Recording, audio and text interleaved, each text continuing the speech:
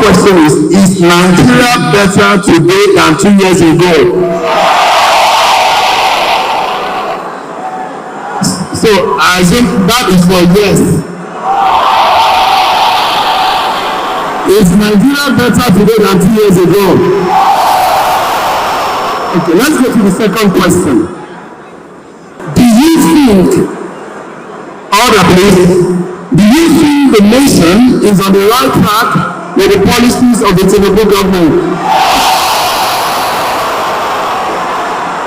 Okay, all right.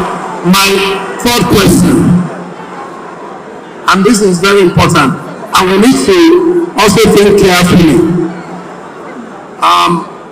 Is your hope renewed? No, I'm not finished the question. Hold on. I'm not finished the questions. Hold on is a longer sentence. Is your hope renewed now, or do you think this government is in touch with the present realities of the average nation? For those who agree, say yes. Those who disagree, say no. If you agree that the Minister of the Interior did a fantastic job in defending a very difficult situation of the country, put your hands together for him.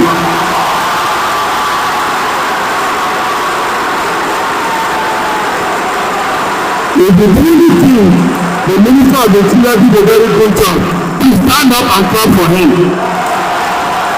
So it's a unanimous decision. All right, and that note, the yes have it.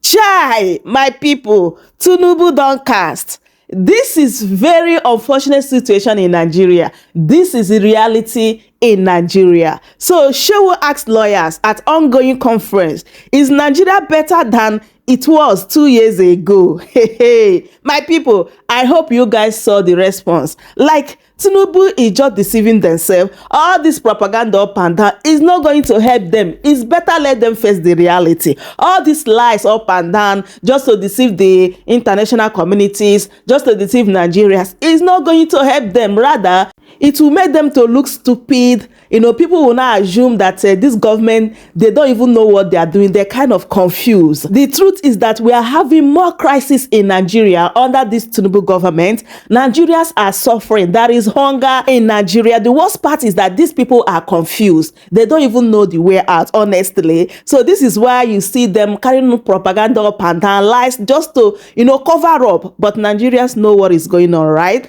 And I believe come 2027, Nigerians are going to speak through their vote, if truly that Nigerians know what they are doing, because Tinubu is not supposed to go back to that Asorok, my people. Let's look at some of the reactions from Nigerians concerning this particular video. So this person said, the question isn't even necessary.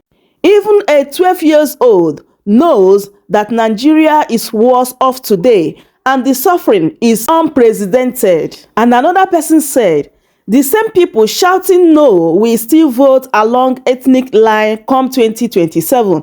Nigerians are not yet ready. And this person said, Nigeria is only better than it was in 2 years ago in the eyes of APC ministers, appointees, governors, media elite influencers. They are looting more than they did 2 years ago. This government is not for the good of the entire nation. And this person said, this is reality, no be online gaslighting. Unless they rig as usual, Tinubu not supposed to reach 1 million votes across the country. And this person said, I hope the APC and their supporters see the clearest reflection of our collective thoughts. How can you be worse than Buhari? This bat's life don't spoil. Come 2027, we need to abort the bat mission real quick. And right now, we hear say some of Tinubu's spokespersons are saying that the people that are supposed to say yes in this particular hall, that they are outside, that this is the attack on Tinubu's government, that Shehu is not supposed to ask this kind of question in this kind of gathering. These people cannot stop to amuse us, honestly. I know before tomorrow, you'll be seeing like many press release from Tinubu's spokespersons just to cover up their shame. What a country. Let me allow you guys to watch this particular video from Barrister Darlington about a 2027 election, PDP coming together, talking with Goodluck Jonathan as well as Peter Obi. If Peter Obi is going back to PDP or he's staying in ADC or Labour Party, like which platform is Peter Obi going to be contesting for presidential election in 2027, as well as the reason why Jonathan will not even think of coming back to contest in 2027. Take a listen and hear everything they discuss here. Please do well to subscribe if today is your first time here, share the video, and also leave your thoughts in the comment section. Thank you so much for doing so. Next meeting and the zoning committee headed by Bayelsa Governor, that recommendation was adopted. What is the larger implication of that? 2, perhaps 3 big presidential tickets in the South. When I say 2 or 3, I'm talking about President Tinubu taking for granted first offer of refusal in the APC, and Obi or Jonathan in the PDP. Let's take it for granted that Jonathan clinches the ticket of the PDP, and Peter Obi clinches that of the Labour Party. So you have 3 big presidential candidates in the South. What is the larger implication of the PDP zoning their ticket to the South, and what becomes of Atiku Abubakar if he clinches the ticket of ADC or any other party from the North? What's your broad reaction to that situation? Now, PDP is trying to reinvent itself, and that is good. You know, when you ask a man to die and he dies that day, that means that man is gone forever. But when you say a man should die, you say, no, I will not die today. Not even you will dictate when I will die. That man is a man. So PDP is doing everything to reinvent itself, to prove to APC that yes, they were there before them. And that is the way to go. You know, all along, Wike has been doing everything to prove that he's all and all in PDP. And the PDP leaders have been using wisdom on him. That is why I look as if they don't know what to do. They know what to do. At the 11th hour, you will see what PDP will do to Wike. That is one. Then 2, this next meeting is welcome too. It's a welcome development. They are woken up from their slumber. But do you know why? You know, I've always told you, Mr. Okoro, that look, whenever the chiefs are down, Nigerians will look towards the southeast for deliverance. And I mean it. Apart from the fact that the Bible said that the wise man come from the east, the fact remains that having gone round, the presidential ticket, the only region now that needs to be tested is the southeast. So if PDP are now win Peter Obi, is that not a welcome development? And why are they doing this? Because they have seen the material in him. I said it. Even from the beginning, I've always said that Peter Obi, don't struggle too much on this thing. They will come for you. They will look for you. Because the only reason why PDP is doing it, there's no other person. There's no other person that will do this job now for PDP except who? Peter Obi. All these other ones that people are talking about, Jonathan, because there are wider implications, Mr. Okoro, listen to me. Okay, beautiful, beautiful. I'd like to hear that. If they should make that mistake of bringing a Jonathan, if Jonathan let him win all the votes in the election, the court will shut it down. You are a lawyer. I was coming to that point. Yes, you brought it forward too early. So let's just talk about it now before we move on. Section 137 of our constitution, not PDP constitution, of our grand norm, makes it clear that you cannot be sworn in twice for that office called the President of the Federal Republic of Nigeria. You cannot be sworn in more than twice. Twice, yes. Cannot be more than twice. Please, has Jonathan been sworn in twice? The answer is capital yes. He has been sworn in twice. That one is not debatable. It cannot be debated by anybody. So why do they want to bring him in now? Who is making that move? They just want to scuttle Peter Obi's vote. That's the plan here. That's the plan. And that is why I am going to insist that Peter Obi should insist that this should not happen. It should not happen. If they truly mean to succeed in this election, there is no need in taking that gamble because it will not work. Which one will not work? The Jonathan angle? The Jonathan ticket will not work. Okay. Are you getting what I'm saying? Because they may say, let us gamble it and not. Eventually, if it not happen, uncle, if it not happen, for all I know, they will not allow Jonathan to go back to that Aso Rock. He may not be welcome. The courts are there. They will interpret the law as it is. So what now? But Barrister, there are certain people that believe that the section of the Constitution was amended and that it should not take retroactive effect because as at the time Jonathan took the second oath of office, that law had not been amended. So they are trying to, that the law is forward-looking, not retroactive. I said the hawks are waiting in the wings for this particular move to be made. Are you getting what? Don't take that risk. Don't take that risk. That's what I'm saying. If it is another person from the same state or region, but it's the same man, somebody will bring up all these things. And I trust our lawyers, they know how to interpret all these things. Are you telling me that they will not bring up one particular either is or was or when or where? This words can mar the whole thing. Like Abuja, they don't know whether is or and. You remember? Yes. What happened with Abuja? Is that not what Scotland did? So why do you want to gamble when you have a material already? Tried and tested. Why are you trying to gamble your chances? They should allow Jonathan to rest instead of weighing him. And he may think that people are behind him and all that. At the end of the day, they will pull the rug under his feet. Why do you want to take that risk? For what?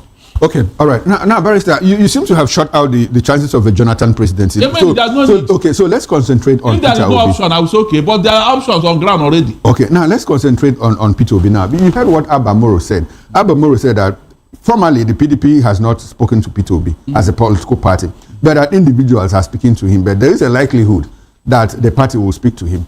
When people talk about Peter Obi going back to the PDP, and others say that, look, the factors that pushed him out of the PDP, the Wike factor, is still there, looms larger than life in the PDP. Now, is there any guarantee that those people that are pushing to get Peter Obi into the PDP are not trying to lure him into the PDP so that they will nail him because the Wike factor is still there? The Wike factor is like a fable. It's like a fable. It does not exist. Because look at it yourself. What is Wike going to do? If the National Working Committee and the leaders of the party come together and say, look, this is where we are going, this is what we want, how will a Wike scuttle it? Will he stop Peter Obi from becoming the candidate of the party? And how will he do it? How? On his own, how will he do it? You know it's not possible. Okay, Barrister, you know the last time, before the 101th NEC meeting, you know how long it took PDP to constitute a NEC meeting? More than 2 years. What was the reason? It was because Wike didn't agree that the NEC must hold. Barrister, if you are saying that Wike, does it look like, because the impression you give me is that looks like Wike is losing grip of the PDP. He has. That was why you believe that he has lost? He has, because that was why this NEC meeting held. Okay. Yes, you said that was before. I get that before, no before. Okay, so what do you think that changed? What changed? Because Wike is losing out. He's neither in APC or in PDP. Yes, he's losing out. That's the truth. I told you here that when the chips are down, Wike will be like the proverbial bat. Also, you don't know where he belongs, whether an animal or a bird. That is where Wike is now. Because look at it yourself. Is he wielding any power in the APC? The answer is no. Is he wielding any power in the PDP? The answer is no. Because the owners of the party have come to, insist on what they want. You can see them issuing warning, right, left, and center, that anybody that wants to score today will deal with that. That kind of thing. So they are now brazen up. Wike is just a person. I mean, I don't see, even in River State, he doesn't have a foothold there. In River State? He doesn't have a foothold. Wike cannot campaign in River State. After all the infamy he has committed there, they will not welcome him. Wike, he cannot. But Barrister, do you think that PDP can expel Nyesom Wike? Look, they will. When the chiefs are down, they will. They are just bidding their time. But if it didn't happen this year, it may happen next year. I'm not joking. If they say you are no longer recognized, look at what they did to El-Rufai in SDP. They even banned him for 30 years. No, you cannot compare what happened to El-Rufai in SDP and what is likely or may happen to Wike in PDP. El-Rufai wasn't deeply rooted in the SDP. Okay. He was just patching. But Wike has been part and parcel of the PDP. Okay. And at a point, the sole financier of the party. Installed governors, installed members of the NEC, members of the National Working Committee, calling the shots. Mr. Okoro, you know one of the things I don't like about Wike. Okay. He was overly ambitious. I'm telling you, if you are doing a favor to somebody, don't rub it in. Don't always come out whenever maybe in the public space, when you see people, when you see the man, say, you see this man, no, I'm the one that made him, I'm the one that gave him food yesterday. Oh. If not for me, this man would have died. I picked him up from the gutter. I made him, even this cloth is wearing, I bought it for him. I mean, when you begin to talk to that man like that, won't he lose respect and dignity? And at a point, he will not challenge you and say, what type of nonsense did you do for me? Are you my God? It's not backfire. That's exactly what Wike did for PDP. You claim you are this, is it with your money? Is it with your money? Because when they say this, people don't interrogate it further. You are telling me you did it, you are financing it. Is it with your money? Is it not Rivers people's money? Public fund. You are now talking as if you are the one who, before you enter politics, where were you? You were motor-parked out now. You were motor-parked out. Barrister, did you know him? What do you mean? He started from motor-park. Did you know him then? I said, when they were collecting tickets, they just brush him up and put him in, and now he's flexing muscle. What was his background? He's your lawyer colleague. He's a lawyer like you. Which lawyer? Wike is a lawyer. Please, I have heard you. I've heard you. We are not talking about that for now. Okay. He's this kind of lawyer. I don't want to associate with him. He's not behaving like one. Okay. All right. Barrister, let's move away from the Wike angle to this story. Now, the PDP zoning arrangement seems to have unsettled the APC. And they also seem to be in a panic mode by always dismissing the threats as ineffectual, the threat of the PDP. Now, do you think that APC is jittery or solid on ground to withstand any threat from PDP with possibly an Obi candidacy or Jonathan on the ballot? You know why they are talking about Obi and Jonathan? It's to rattle APC. Because these are material. But an Obi candidate, in fact, it will make APC to go on a sleepless night. Are they sleepless now? I am telling you. They are, because for PDP to have held this next meeting, in fact, they never expected it. They never thought it could happen. I'm not joking. They never thought it could happen, but it happened. And for them to have done what they did, in fact, APC never expected it too. So, step by step, PDP is bouncing back and the APC is jittery. Because remember, APC collected power from PDP, and the same PDP is coming back now to take the power back from APC. So, there is no way APC will be happy or settled. It's not. Rather, they are unsettled. The only thing that the PDP needed to do now is to push for what? Electoral reform. The Beavers and the IRF should be made legally binding. If these two things can be done, I am telling you, Tinubu may be thinking twice to avoid disgrace.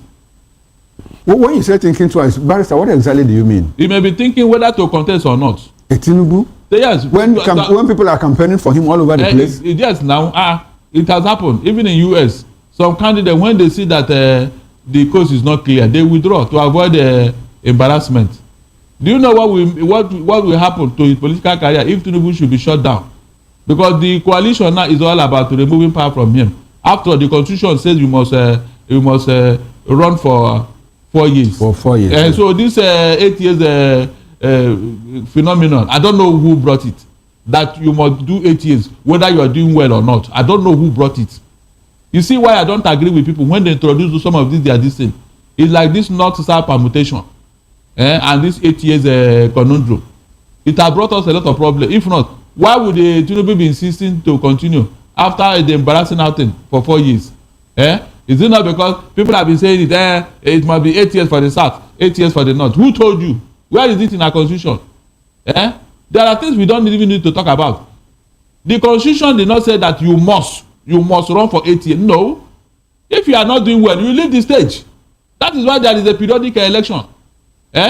I don't know why people should continue to say yes, it will be a disgrace if he did not one-term president. What kind of thing is that, Mr. Okoro? You are going to be one-term president. Can you just imagine? Okay, now Barrister, you talked about the president not doing well. We'll go to Japan and Brazil, where I think he's still in Brazil. We'll go to Japan and Brazil to x-ray all that he said. But before we do that, let's go to the north, where we have Atiku Abubakar. Barrister, assuming we have 3 presidential candidates, the north will become the battleground. What do you think will happen to Atiku Abubakar if he secures the ticket of the ADC? That is the mistake Atiku has been making. He is not thinking strategically. I was thinking he would have accommodated Obi by, asking him to run with ADC. But now that he said he's going to contest, I don't know how he's going to do it though.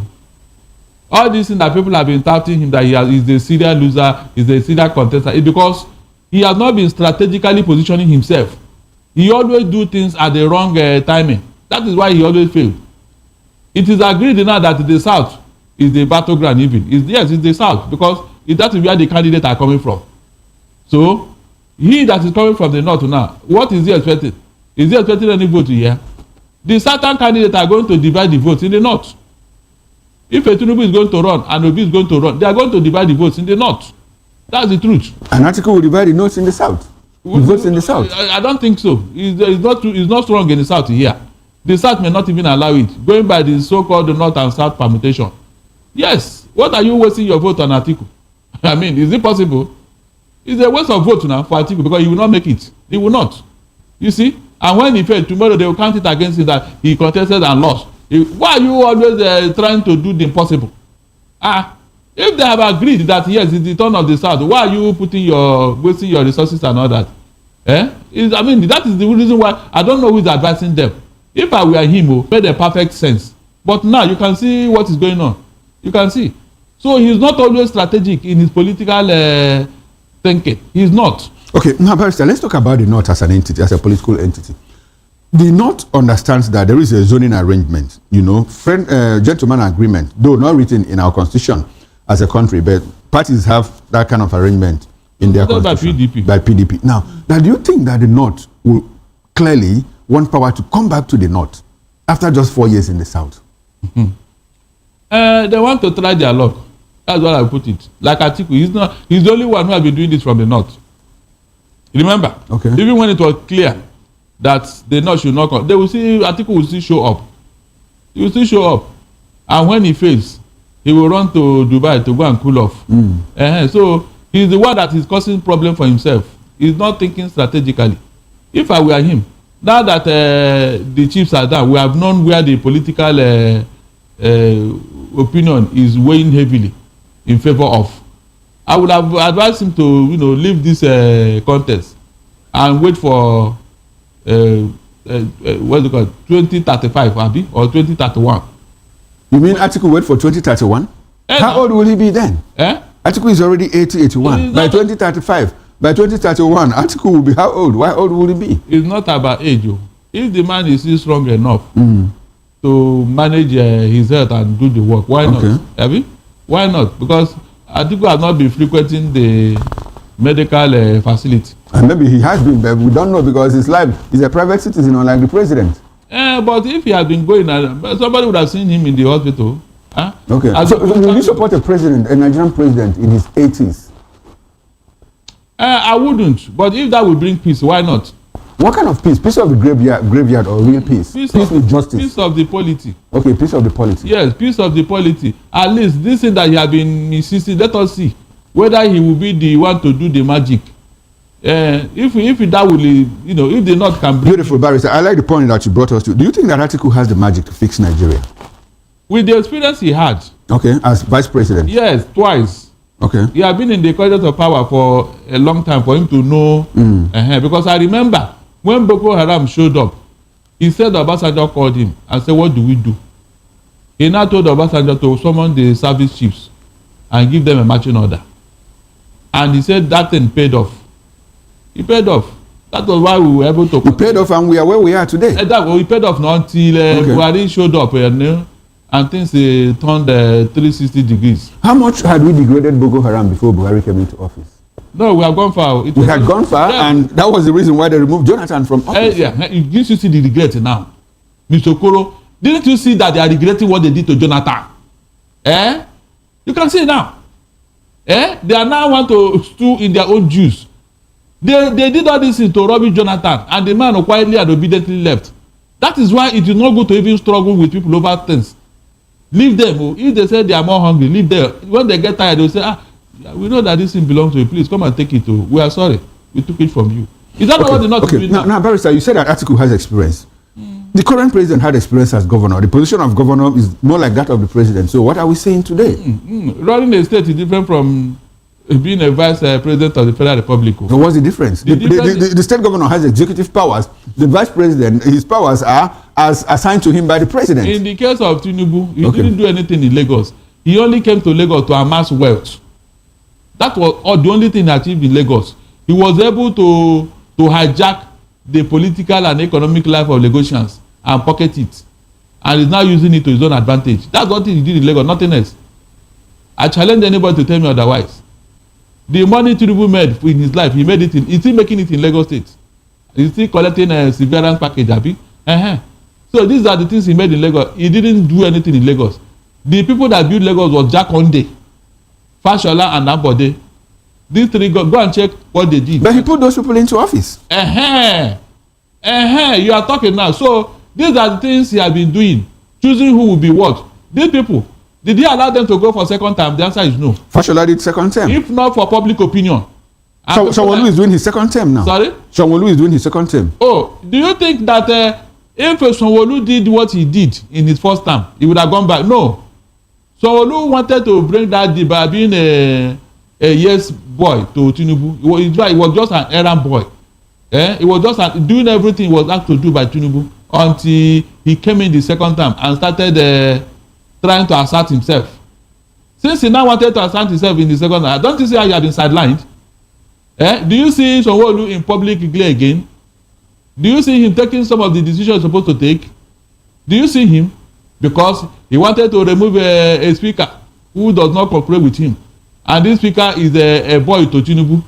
And now they now team up against him. So Sanwo-Olu is just there in his second term. He's just there.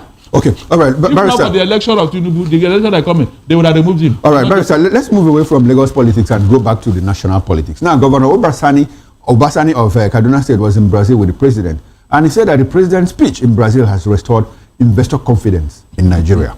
I mean, what with the agro deal and the Nigeria-Brazil direct flights by air peace? Barrister, if you were a foreign investor and you understand what's going on in Nigeria, will you come here to invest?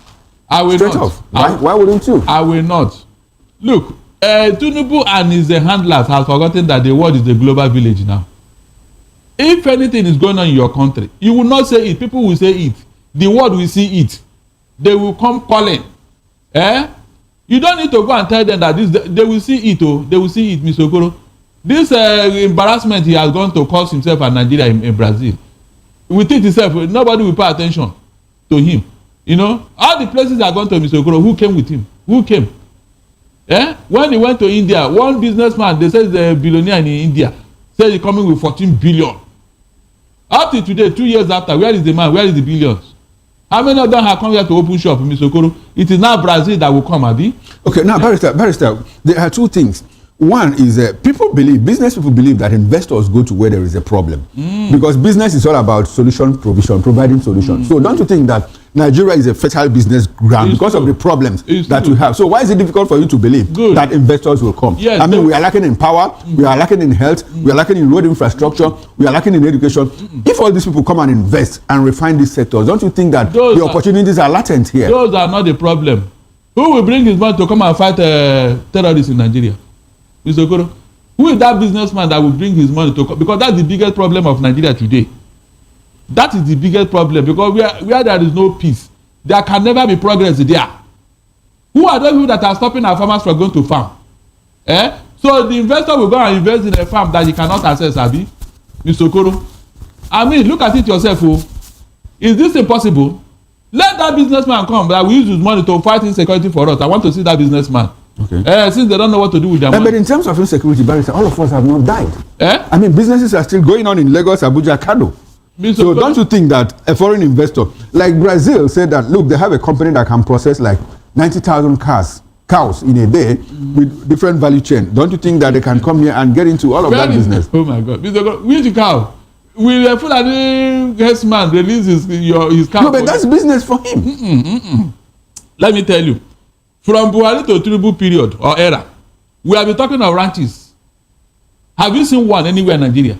Is it not when you ranch this cow that you are able to breed them and then make use of them the way Brazilians are making use of them? Okay, what if the Brazilians do the ranching themselves? Oh, no, they can't do. You know very well, you know. I don't know. That's why I'm asking questions. No, because the people behind it, that's not what they want. What the Fulani herdsmen want is to take over the whole Nigeria. So it's not about business for them. No. Because if they would have been Brexit under Buhari now. They would have been Brexit. They would even go to their brother Buhari and say, look, this is what we want. And the man will do it. So they never wanted it. That's why the idea did not fly. The Tinubu wanted the idea. Did it fly? Did it fly? So that's what they're telling you. That's not what they want. They have your ulterior motive. So Brazilians will not come here and fight your war. It's not possible. They have to come when everything is stabilized. They know that yes, they can have access to the so-called cow, or you will allow them to bring their own and breed. And you know this Fulani, they will not allow that. You know. Okay, now Barrister, the president went to Brazil and he negotiated direct flight. Before now, and if you want to go to Brazil, you have to fly to London first, you know, or any part of Europe before you now go to Brazil. But now the president went to Brazil and negotiated direct flight. Lagos, Abuja, Brazil. A piece. So shouldn't we give him thumbs up? No. Isn't that business for Nigeria? No. Forex, because the people are going to pay in dollars and all of that. No, it's not. What is it? What are they? What are Brazilians coming to do? The Nigerians go to Brazil. Brazilians are here. How many of them? It doesn't matter, but they are here. One person could make a difference. What do you think? We have nothing to offer Brazil. That is the first thing you should bear in mind. We have nothing to offer Brazil. Barrister, when you say that we have nothing to offer Brazil, mineral resources into finished products and sell both here and export. The company that you have here already, why are they leaving? And you think that it's Brazilian company that will come here and stay? I mean, look at it yourself. You mean those companies that close shop, they don't want to do business? They don't know how to make money. Barrister, our own dear sister Ngozi Okonjo-Iweala came here and said that, look, the current president has stabilized the economy. So don't you think that investors will troop in if they hear that from DG of World Trade Organization? Mr. Goro, yes, sir. There is what we call a diplomatic courtesy. Okay. When it is being extended to you, don't take it for the reality, don't take it for the real deal. It is what we call diplomatic courtesy. You extend it to your host or to your guests. Are you getting it? You don't come to your guests and start railing out all the things he's not doing well. You don't do that in diplomatic circle. As far as I'm concerned, Okonjo-Iweala is a diplomat. Is a trade diplomat. So anywhere he goes, he drops a one kind word or the other, because he's in charge of world trade. You don't go to a country that's not doing well and start lambasting the president and say you are not. You don't do that. Okay, do you think she could have said differently if she spoke from New York? Anywhere he goes, he doesn't need to. No, assuming she spoke about Nigeria from New York, do you think she would have taken a different position? He has always said that we are not taking advantage of the AGOA and even the trade opportunities available to Africa. He has said it several times. Abi? And this is the things he's supposed to, because that is her forte.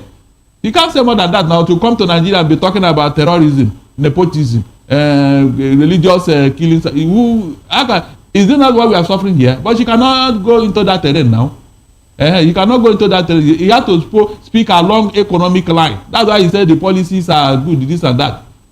Do you want him to come here and tell you that Tinubu policies are not good? No, tell me. Okay, now Barrister, let's do a bit of economics. What is stability? When you talk about economic stability, because some people argue, even people in government, like the central bank governor or the minister of finance, argue that we have achieved some level of stability in the forex market, in the foreign exchange market, since we unified it. When this government took over, they made it at 780 naira per dollar, and in the first 1 year, it hovered between 1,000, 1,900 at a point, 2,000 naira per dollar. Now, for over 6 months, it has hovered between 1,500, 1,600.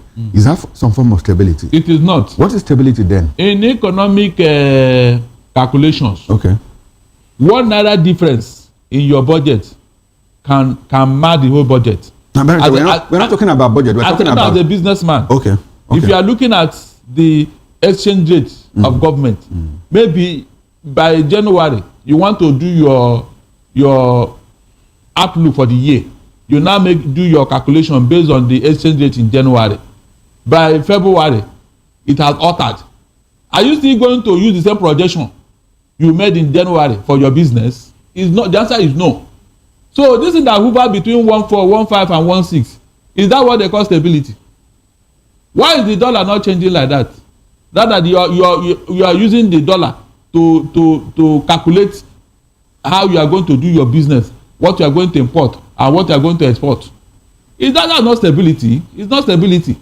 There is no reason why this same naira that was 100 and is that not 197 naira under PDP should now shot to 1,600 and you say you have stabilized. Under PDP, when it was 197 naira per dollar, what were they doing that time, Mr. Okoro? You mean they didn't know how to manage the economy?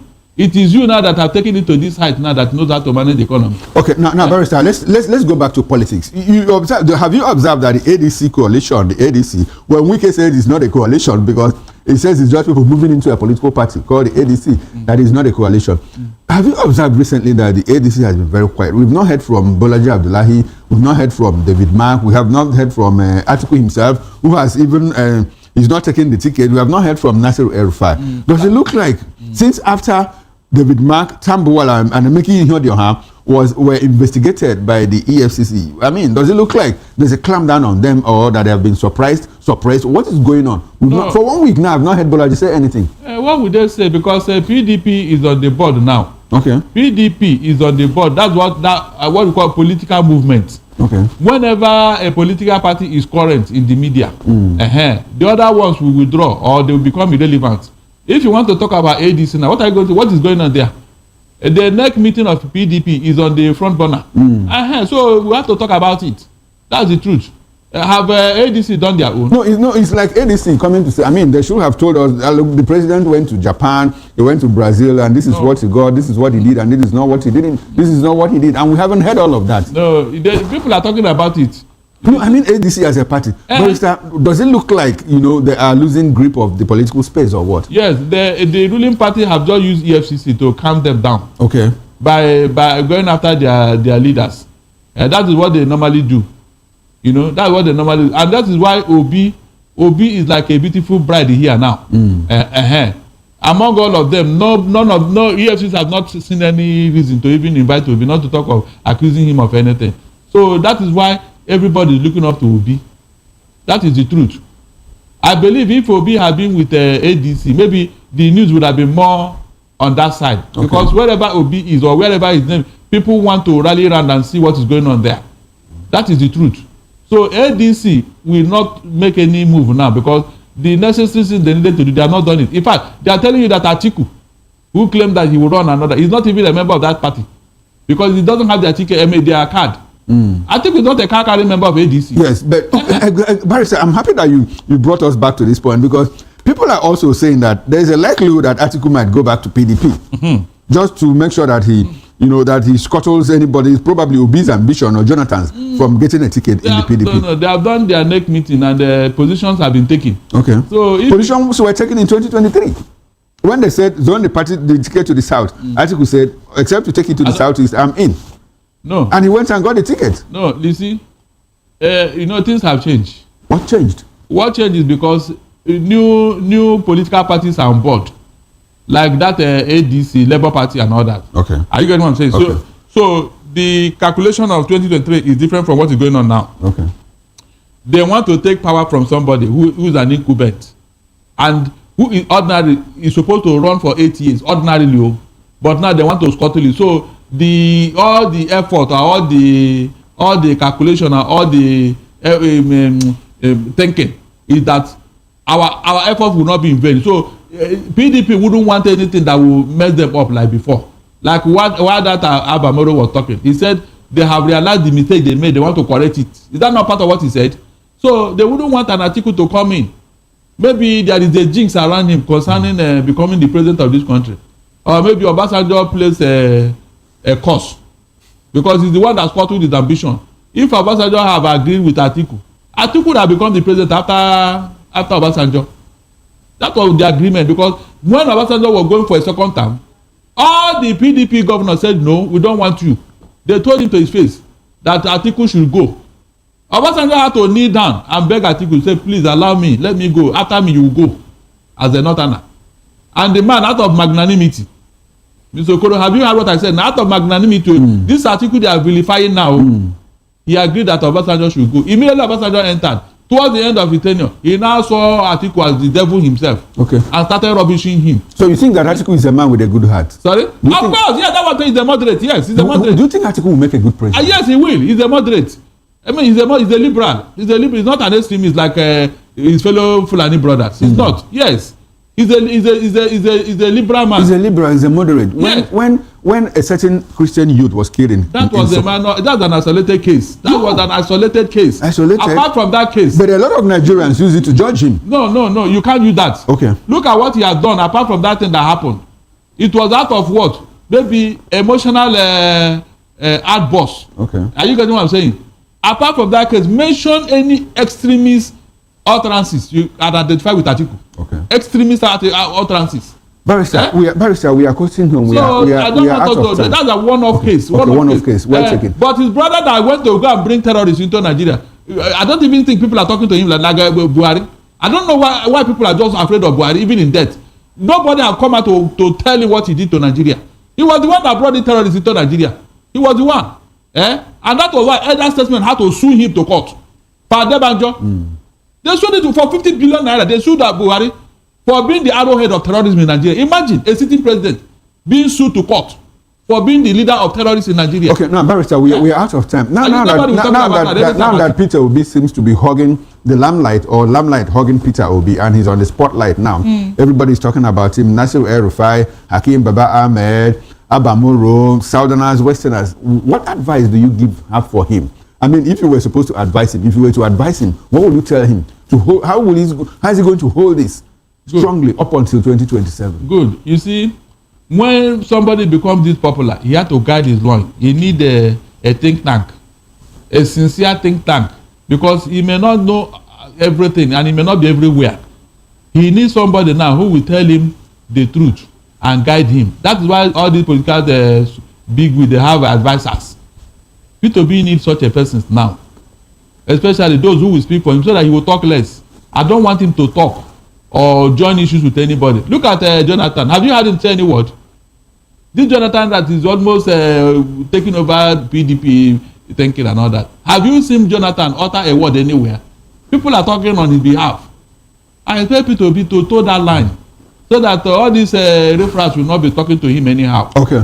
Let him get people who will speak for him, people who will be there for him, people who will be sincere to him. That's what I expect him to do.